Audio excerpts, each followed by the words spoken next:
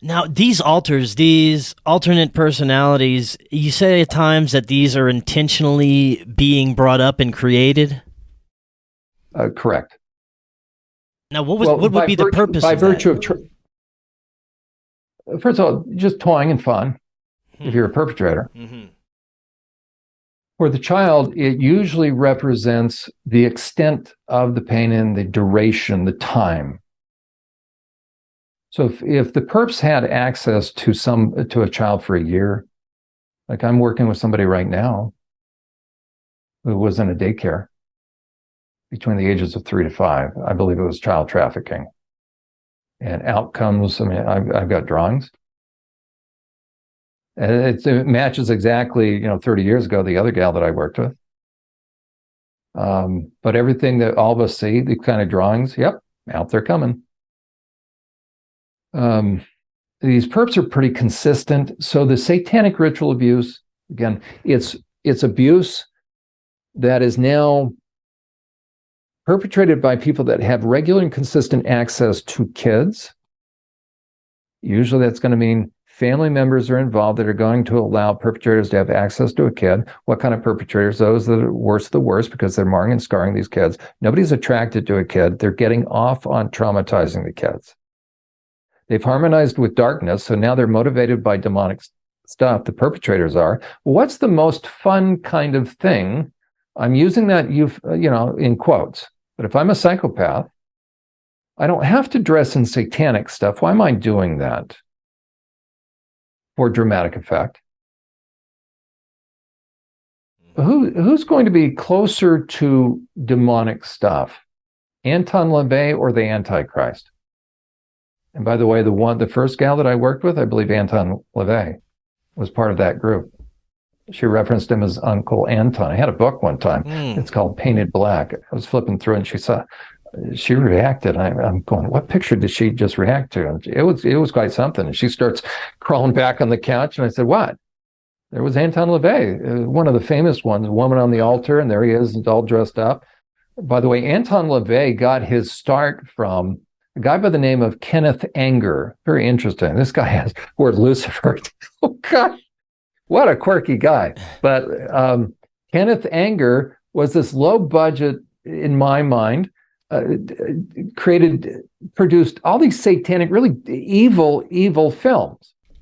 Well, he hired this no-name guy, I think it was a carnival worker by the name of Anton LaVey. So Anton LaVey got his start from Kenneth Anger, and then they decided to open up a 501c3 called a little church. Guess what they called it?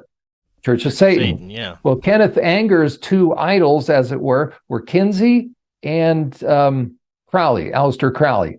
If you've ever seen a famous picture, Aleister Crowley went to the abbey Kinsey flew out to Italy to be in the abbey. He wanted to see the abbey that Aleister Crowley was in. And you're bad when Mussolini has to kick you out. And Mussolini had to kick Aleister Crowley out of this abbey. Why? Because ultimately the guy was doing human sacrifice. And Mussolini couldn't stand it. He kicked Aleister Crowley out. So you have this abbey. There's a famous picture of Kinsey looking up at the wall. The guy to the right is Kenneth Anger. They went out together. Judith Reisman believes that Kinsey and Aleister Crowley were communicating along with, in addition to, at the same time, simultaneously, somebody high up in the eugenics program of the Nazi Third Reich. Mm-hmm. And the reason why, according to Judith Reisman, in personal communication with me, she believes the reason why Kinsey flew out to the Abbey right after Aleister Crowley died is Kinsey had to get his hands on his own communication lest the ruse be unmasked. That Aleister Crowley, and Judith Reisman believes that Kinsey paid Aleister Crowley. He was on the payroll. And the CIA and the Rockefeller Foundation funded Kinsey, and the Rockefeller Foundation came out and confirmed that. They bragged just recently, a year and a half ago, they did a publication on this. So CIA, Rockefeller Foundation funds Kinsey. Kinsey's good friends with Aleister Crowley, the beast. They're working with the Nazis. Mm-hmm. And by the way, Ernst Rudin was on the board of what was originally Planned Parenthood, the Abortion League or Eugenics League of America. So Margaret Sanger, an avowed eugenist, had Ernst Rudin on her board. Ernst Rudin took the ideas of Margaret Sanger, Planned Parenthood, out to Nazi Germany. This whole thing, and you start to see now all of this takes root into then the higher levels in the cabal. So you have satanic ritual abuse, which is costumes, quite frankly. The Antichrist is going to be more satanically infused than Aleister Crowley, but the Antichrist is going to wear a three-piece suit. So the one thing I first suggest when people start to look into this is don't get too hung up over costumes. Why are the costumes and the pentagrams? To traumatize the kids. Matter of fact, to me, these adults that get into that, they're low budget. They are. Aleister Crowley's low budget. Schwab is more the real deal. Well, let's talk about what. There you go. Okay. Let's get into for the last half of the show. Let's talk about what is happening on a large scale. The agendas that are being put forward, the sexualization of children, the trans movement, like we were talking about earlier. And I was talking about someone with this the other day. The type of pornography that we're dealing with these days. I mean, I remember growing up. I had, VHS tapes in my dad's magazines, and then by the time the internet comes around, we had the dial-up modems, and you had to wait forever just to see anything good. It was a lot different, and now I can't imagine what this modern age of technology and having pornography in your pocket at all times is doing to the sexual development of children, much less the agendas that are being put out to intentionally sexualize children from movies, media, social media, and everything else that has been being put out into the public consciousness over the past 10, 20 years, right? There's a lot of good videos that'll show what happens to the brain. I think there's a video called Your Brain on Porn. Matter of fact, I've got a number of videos where I use that segment, and they show 4D imaging, and it looks like a crack addict. So number one, people need to understand, guys, you need to understand your brain will change. That's even before talking about your soul and your mind. So the structure of the brain itself will change. Will a guy, if he starts getting into porn, will he automatically become a sex offender? No, but I'll tell you one thing, he'll automatically be different. He'll never be the same. How do you get those images out of your mind? And how do you not know if you're going to start to get sucked into it? I haven't met one guy that I've worked with in 14 years as far as sex offenders that ever believed they would be in prison. I tell guys this, you'll never be the same, and it's not worth it. And it will change you forever. At the very least, what it does is it introduces unrealistic expectations and performance issues. Now you've started to damage a very normal relationship. Nothing positive comes from that. Am I a guy? Am I attracted? Yeah. Could I become a sex addict? In 100%. In how long? Probably 5 minutes. But the question is this. If you want to stay safe, do you jump in the Niagara River, get on a little raft, and fall asleep? The end is probably pretty predictable. Mm-hmm. It's a it's a dynamic thing. Why do you want to do that to yourself? So I say stay away from it. Now, and so we're creating sexual psychopaths.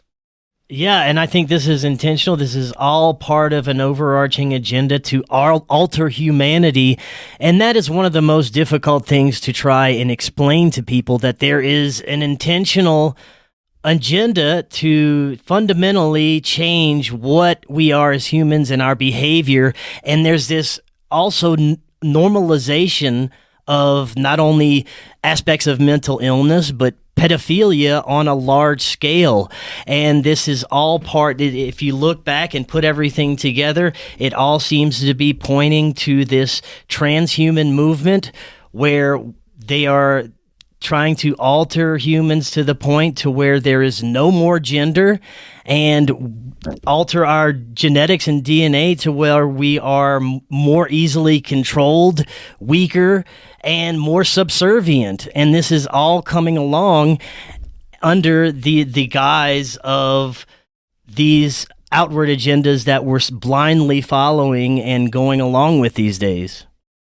100%. 100%. People need to understand that there is a very large agenda. I think satanically driven. And so how do you impact someone? How do you impact someone's, how do you shift a culture to where ultimately you can change it in the way you want? And ultimately, if somebody believes there is going to be a one world government, I believe that. The end of the last book of the Bible clearly references a one world government, not a positive one, right? How will that happen? Well, you have to create a top-down structure where you're going to be able to control people. Well, how do you take different countries by degree that have different degrees of freedom? If you have a totalitarian government already, China, you're already set up, but how are you going to do that on a global scale, especially because of the Western countries that have some sort of degree of individuality? You have to get them to willingly put themselves under subjection to a one world power. How are you going to do that? You got to make it so they can't think analytically or what's called critically. Critical thinking is not negative thinking, just means being able to think. You have to make it so they can't think and just go along, meaning sheep. How do you do that? You make them mind numbed. How do you do that? A lot of different ways, but ultimately it's bread and circuses. That's how you control them. Nothing new under the sun. So you give them bread, give them what they want, and then, as a matter of fact, the bread is going to be filled with all sorts of things that'll impact their ability to think. You're going to affect the nutrition, but no, it really means you just keep them fat, dumb, and happy, thinking about weekends are made for Michelob and the game is on Sunday, and you don't care about anything else, and you're self-absorbed. You don't know anything that's going on in the rest of the world, and you're a useful idiot. And then you're going to script the minds of kids to where you create, and this is where the trans deception, the huge concerns are, in my estimation, that on a very large scale, both micro and macro, you impact a kid's sex and sexuality. Now, everything from their sense of self is damaged. They have confusion with boundaries. Therefore, their intuition is impacted. Therefore, on an individual basis, they're ripe for predation. And then because they will, flip side of her is anger. Now they got a bunch of anger. Now they're just vibrating because they're agitation, and they just know they're angry at something. And so you can wind them up and point them that direction, go get them. And so now they're marching through Portland and Seattle, destroying things they don't know why. And they can't figure out BLM. And all of a sudden these little placards, trans lives matters, and where that come from, don't know. But we went from BLM to trans lives matter in about 4 weeks because I saw the placards come up. Okay, racism, all of a sudden, trans life. Well, there's no such thing as a trans. Sure there is. We've repeated it for, 10 years now, so there must be true. Really? Or is it a good marketing slogan? Mm-hmm. So there's no such thing as trans. Trans doesn't exist. There's male and female and confused kids. Yes. But the moment you can get an individual or a collective group or a society to drink the Kool-Aid through very effective marketing, then they will do your bidding. They will get in line, and you don't have to do it at the point of a gun. Well, if you make enough mentally ill people celebrities or politicians, or put them in the limelight and say, "Hey, it's okay to be this fucking crazy," so that's what we're pointing to, that this is what we want our society to be like. So we're just going to prop these crazy people up. There you go. And so you have brilliant people. I mean, these guys are very smart. Some are brilliant, evil. Like Bill Gates, I don't know what his IQ is. Probably higher than mine. Okay, but now evil genius kind of thing. And what are they driven by? Think about, again, the mind of a psychopath. When you're at the level of psychopathy, it's all about winning. It's the thrill of the hunt, and it's chess. So a psychopath, they live and breathe without, whether they know it or not, they typically do because think about what they read and watch, but they're all about game theory. They're driven by, they've harmonized with darkness so that every relationship, every move they make, it's all, they're working people all the time. And so it's all strategy. So if you're dating somebody who's a psychopath, you had better distance yourself from that person. At the very least, you better separate. Why? It's going to be predictable. 2,000 or 3,000 years ago in the book of Proverbs, and as a matter of fact, Jesus in Matthew chapter 7 references, don't cast your pearls before what? The old-fashioned word swine. What's a swine? A pig. So on my program, we talk about pigs and dogs. Do not deal with somebody who has given evidence that they are increasingly selfish and never apologize and will not amend their behavior. Why? Because you don't know how bad they are on the inside, and they may be working you. That's why they've suddenly started to change. Are they changing, or are they simply revealing themselves? Look at domestic violence. Somebody who perpetrates domestic violence, they were a domestic violent abuser. They were that person before they found her. They just weren't upfront with her. Like a pimp.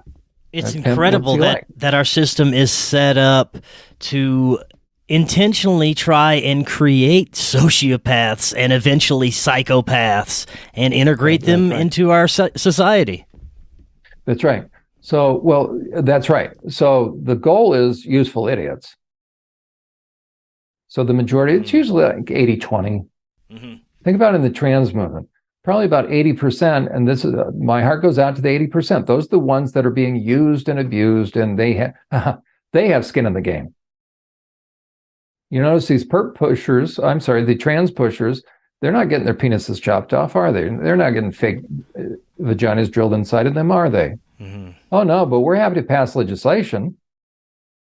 Evil Dr. Gallagher, the heart of a Nazi, if she ever wants to come on my program, I'm more than happy to chat with her. She's the one that talks about yeeting the teats. Yeet the teats. She'll even give little shirts out to the girls that already show evidence. There's 9 key red flag clinical indicators of sexual abuse. The vast majority of her patients that she has right on her website show that they have those 9 key red flag clinical indicators of previous sexual abuse.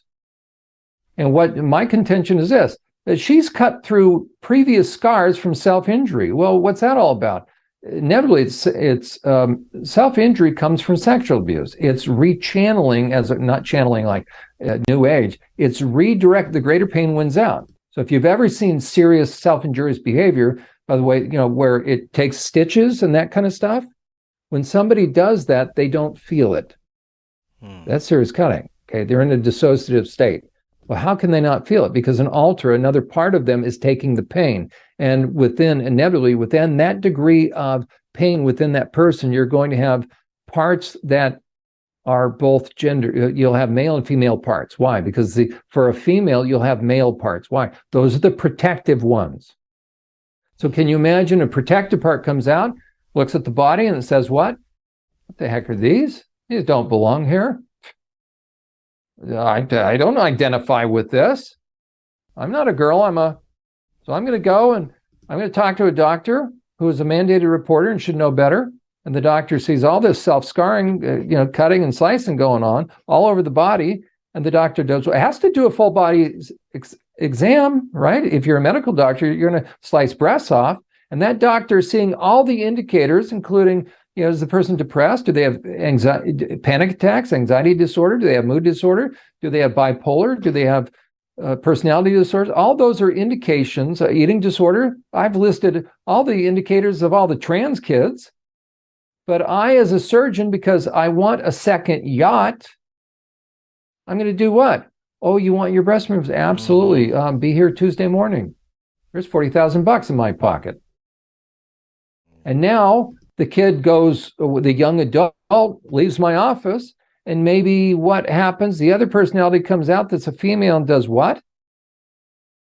And now we've got on top of buyer's remorse. What have we done? Added insult to injury or injury to insult. And now the likelihood of suicide, the suicide rate, does it decrease or possibly increase after, quote unquote, transition?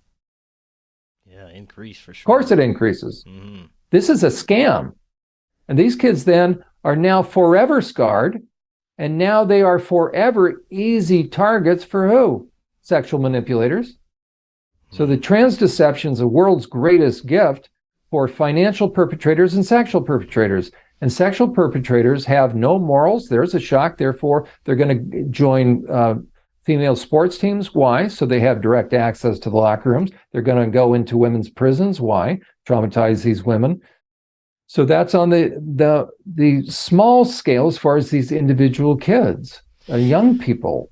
What do you think the answer is to this? I mean, we can not participate all we want, but the world is still going to be rapidly changing. They're still going to be pushing these agendas and ideologies no matter what, full steam ahead. What do you think the answer is for us collectively to try and to attempt to steer us out of this disaster that we're headed towards? I think it's twofold. First of all, we do what we can. Since one of the things, unfortunately, that's here to stay still for a while is the trans deception, the trans movement. I'll give somebody a practical step they can do. They have to learn about how predators, both on a macro scale, the psychopaths, how they're shifting culture, how all these wounded kids, emotionally wounded kids, are useful idiots to these guys, and therefore the families are, and they're going after parental rights, and it's a backdoor into the legitimization and normalization of pedophilia. And Genevieve Gluck, by the way, Redux.com, I highly recommend people access Redux. That's online because they do a wonderful job looking at what's behind the transgender movement as far as sexual deviance and who has been behind WPATH. Right. And what Genevieve has uncovered as far as the eunuch archives, because the further into deviance men get, it's all about harming. And eventually, again, the age of their intended targets gets younger, and then they want to mutilate. And all these guys have written these deviant stories about castrating these kids and make the kids eat their testicles, and then they snuff the kids out. Why? It's Silence of the Lambs. Also, Jennifer Billick of the 11th Hour blog. Nobody's done a better job following the money trail than Jennifer Billick of the 11th Hour blog. But if you want to learn about the underlying dynamics of the trans movement, as far as what the kids are experiencing that sets them up for this, and then the different ways kids are being preyed upon sexually and then influenced, I recommend my new site, which is unmaskingthetransmovement.com. So unmaskingthetransmovement.com. Educate yourself, because what we can do is this. First of all, we have to do something. If anybody listening to the sound of our voice is not doing something, if you got your man cave, you're a Neanderthal, get out of the man cave. I just don't have tolerance for guys that have man caves. Okay, I've got a cousin that, okay. But seriously, what are you doing in this day and age? Rome is burning. Okay, kids are being harmed. I mean, in this day and age right now, parental rights are being usurped. You got individuals that run for school board that don't have any of your values. So first of all, educate yourself so you can spot predation, warning signs of predation. If any adult man shows a very unusual interest in kids, we got an issue there. John, how can you say that? Well, in marriage counseling, you'll typically hear two things from the wife. You can complain about the husband when the husband gets dragged in for marriage counseling. Here's a typical thing. Okay, there's 4 issues that'll bring a couple into marriage counseling. It's money, sex, in-laws, and kids. About 80% is about money. So money, sex, in-laws, and kids. So a husband gets drugged into marriage counseling. They're sitting down. Who made the call? The wife did. Or if he calls, he's in trouble. He came home to a note saying, I'm done with you. So then it's damage control time. But how many years has she been trying to tell him? Okay, so she'll sit down. I've got the couple. She'll start, and she'll inevitably say 2 things. He won't talk to me, but all he wants is sex. But he won't talk to me. But on the first date, what? He was a wonderful listener. So where did all that go? Okay, he won't talk to me, and he won't spend time with the kids. Could you tell him he just needs to go out and play ball 10 minutes? Tell him to quit breaking his promises. Just spend a little time with the kids. Okay, so the average guy has to be reminded to spend time with kids. Yeah. But we've got guys that evidence they've been saturating themselves in progressive pornography, because no guy thinks it's a reasonable thing to put on women's underwear unless he saturated himself in tons of pornography. So if you wear women's underwear, I know one thing about you. At night, what are you doing? Thank you very much. Do we really need to have this discussion? I asked those guys. Okay, so we know a guy's into pornography. So is he a safe guy? Decreasingly, he's becoming unsafe. Further you get into pornography, your mind's changing. You're starting to become psychopathic. Okay, so if a guy's into pornography, he's changing. If he's wearing women's underwear, he's into really deviant stuff by that time. One thing to wear women's underwear, it's another thing to start dressing in drag. Okay, now you're really deviant. Think about regular drag shows that happen 12 o'clock at night. What kind of men are in there when the guys are dancing with them? What goes on in there? We all know. We got golden showers. What is that? Men peeing on each other, eating their crap, all sorts of stuff that you can't get lower. The only time I've seen that kind of stuff is in solitary confinement when they're throwing stuff at each other. Okay, so the most deviant of stuff happens in those places. So we have men that are accessing porn by virtue of wearing women's underwear. Now they're dressing in drag. So we know we've got a guy who's heavily saturated in porn. Okay. The question is this: what age does he want to be around?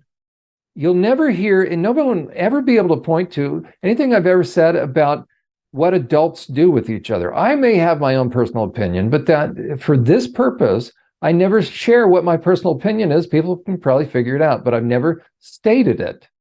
I don't care what adults do with each other, but don't be around kids.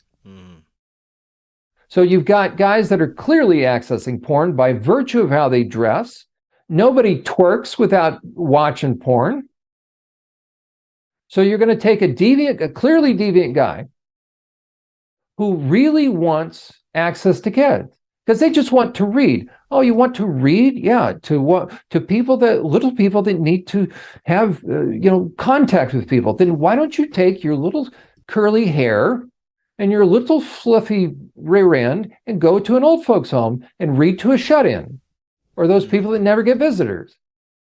Why don't we have drag queen story hour at the convalescent hospital? Because it's not about the reading. It's about the accessing kids. These are predators. And drag queens, a number of drag queens, I'm trying to remember some of the names right now, Kitty Demure. And then there's a conservative drag queen. They've come out. I've got a couple featured in my videos where they say this: do not have drag queens around kids. It's an adult thing. It's not art. Don't lie through your teeth to us. You really think we're that stupid? Unfortunately, a lot of parents are naive. And then there's one other activity that I didn't know about until working with the pedophiles in prison. Okay, parents need to understand this. Furries. Okay, I'd never heard of furries. And a pedophile kind of snickered, like, Uhler, you really need to get out more. I said, what is furries? He said, like mascot costumes like Disneyland or at sporting events, all dressed up like mascots. Yeah. He says, well, we all get together. And so what do you do? He says, well, well, okay. So you guys are all kind of, playing dress up. Okay. He said, you wouldn't believe how parents will just hand their kids to you if you dress up, whether makeup or cover 100% of your identity. So I'm a parent. I'm going to take my kid and let them get hands-on access with adults that are 100, that have 100% of their identity covered. Furries is the greatest grooming opportunity. It's really dangerous. So what I tell parents is this: don't let your kids get involved in furries. The furries all get agitated with this. Why? Because they want kids. Why? Why aren't you satisfied with a bunch of adults? I've seen pictures with thousands of furries at these fur cons, these furry conventions. Isn't that enough? Why are you so interested in recruiting kids? I'll tell you exactly why. They want kids. No, furries should be 18 and over. Now, simple. So, all this behavior that we're discussing, we focused a lot on males tonight. Can we apply this to females just as much? Is there just as much a percentage of females engaging in this, or not so much? Not so much. Women are different by nature. My focus has been on men male offenders, but I'm very familiar with the female psyche, and I've been working with wounded women and teen girls. First of all, you look at just in general women offenders, meaning crimes. You look at the amount of male prisons versus female prisons, and that'll show you that females tend to not commit crimes as much. In the state of Pennsylvania, I think there's 25. There used to be 27 prisons. So I think there's 25 right now. So 25 prisons. They have about 55,000 inmates. There are 2 female prisons. So of the 25, 23 are male. Okay, that's just prison. Okay, so what does that tell you right now already about who tends to go to prison more? Who tends to, of the population, male or female, who tends to commit more crimes? The men. 23 prisons to 2. That's the ease at which you get information. You're always connected and informed. So if you're diabetic and still using old technology and finger pricks, what are you waiting for? US Med carries the highest quality continuous glucose monitors, which provide real-time readings of blood glucose levels. US Med is an approved provider for Medicare and over 500 private insurers. Call 1-888-US-MED-17 today. That's 1-888-US-MED-17 today and manage your diabetes as easy as... Okay. Of those populations within prison, who has a greater degree of a percentage of severely mentally ill inmates? I was on psych staff. I know the answer. There's double the percentage in the female prisons. So 2 prisons to 23, twice as many severe. They have it on the mental health roster is based upon A, B, C, and D. D is the most severe. A means you've never had any mental health, so you're not on the roster. D means you have a severe mental illness. The D roster is twice the size for the females, has twice the amount of female inmates on it than males. Twice. Depression, anxiety. You have in terms of the overall population, probably, I want to say about 3%, I think, maybe it's 10%, but a small percentage of the male population of inmates are sex offenders. Within that population, maybe about 10% are sexually violent predators. If you've harmed a child, you may or may not be designated as a sexually violent predator. That's a designation given by a judge. Very few female inmates are in for sex offenses. So remember, in Pennsylvania, 2 prisons versus 23.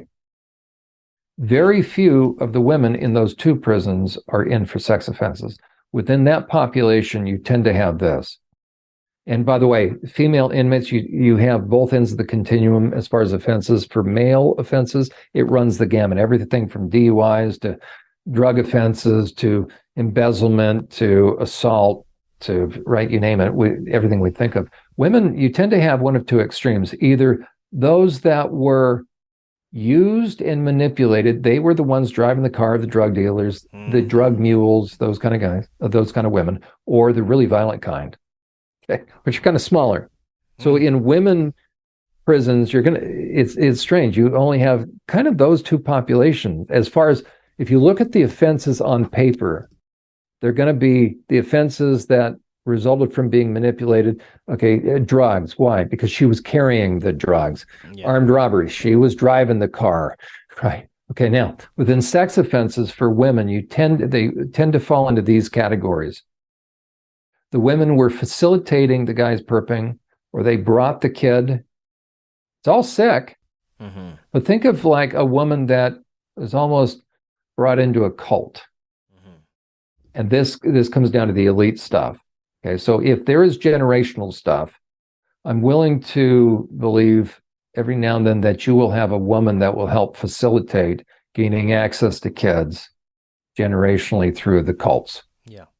For the guys that are perping on, no. Okay, because that's much more active, and you're looking at the face of a child. You're doing that to the child.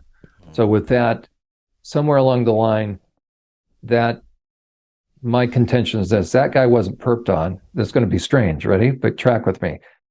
if a guy's perping on a kid, I don't believe he was perped on. Now, that's different than child and child, but where are you going to find those adults? Those are either going to be the guys that stood out because there's a track record, there's a paper trail all through high school, elementary school, middle school, and high school. Those are going to be problematic kids because if you perp on a kid, they're going to act in or act out. They stand out in one way or the other. Matter of fact, if you want to study the effects of abuse, sexual abuse on adults that end up in prison for men, you don't study them on the sex offender unit. You study them in the drug and alcohol unit because they're numbing their pain. Mm-hmm. And those are the guys that want to beat the hell out of the pedophiles. Yeah. Okay. It's really important because I'm tracking with you. Think about the global stuff, everything we're talking about as far as the elite. It would be easier for me to believe, and once upon a time I believed it, that, you know what, it's all scripted and they're just continuing down. It's the bloodline. I do believe in kind of the bloodline thing. But the generational perping, I think what probably happens is this, because there was, again, I had a father, there was a son, a couple prisons over. Father didn't disclose who the son is, but I had access to the computer. Now, up comes these two names. It's like, wait a second. So I confronted the dad. I said, anything else you want to share about yourself that's worthy of note? He said everything except for, my son, who was also perping on my nephew, meaning his cousin or whatever. Like, you're not going to disclose my son's also in prison for the same thing. Yeah. Right? Elephant in the middle of the room. So I think what happens is the males from generation, if we have some of this, for instance, okay, we had a father and son situation. I think what happened is this. The father introduces the kid to porn, the boy, mm-hmm. and starts the boy down a pathway of really loose morals and feeding and scripting the mind into sexuality. And causes the kid to become deviant. And most boys still want to get in good with dad. And lo and behold, that seems like the male thing to do. Dad may introduce him to prostitutes, or dad's encouraging this stuff. And then dad is like the cult leader. Yeah. And before you know it, dad now has created a little perpetrator. Now you got a father and son. But as far as the daughters, if they go on to perpetrate, they're probably going to be used to either facilitate the trafficking of kids. They're going to be the ones to go out and befriend, and they hate it, but they know if they don't. So the girls will be reluctant. And they hate it. And that's why a lot of them are going to be drugs and alcohol and stuff. The guys are willing participants. The women tend to hate it. So if females in prison, you tend to have this. You tend to have the women, okay, prostitution, again, they're being trafficked.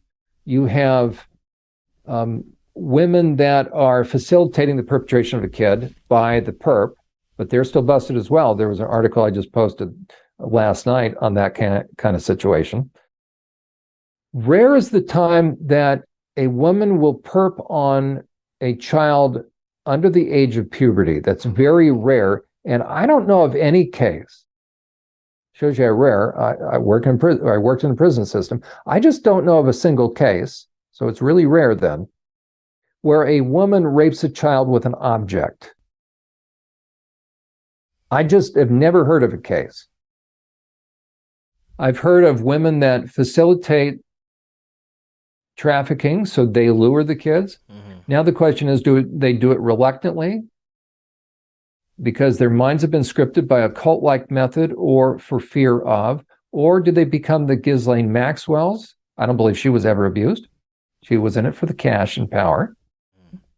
You look at some of these female pimps that run these massage parlors where the women are trafficked. They're brought over from Thailand or they're brought over from foreign countries. Their passports are taken.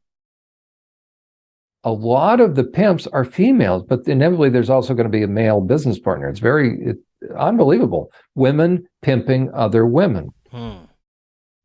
And I think this is the majority of them. And I don't justify it, but it's really important to know the difference. Oftentimes, And it'd be interesting to do kind of a Google search, so to speak, see how many stories come up.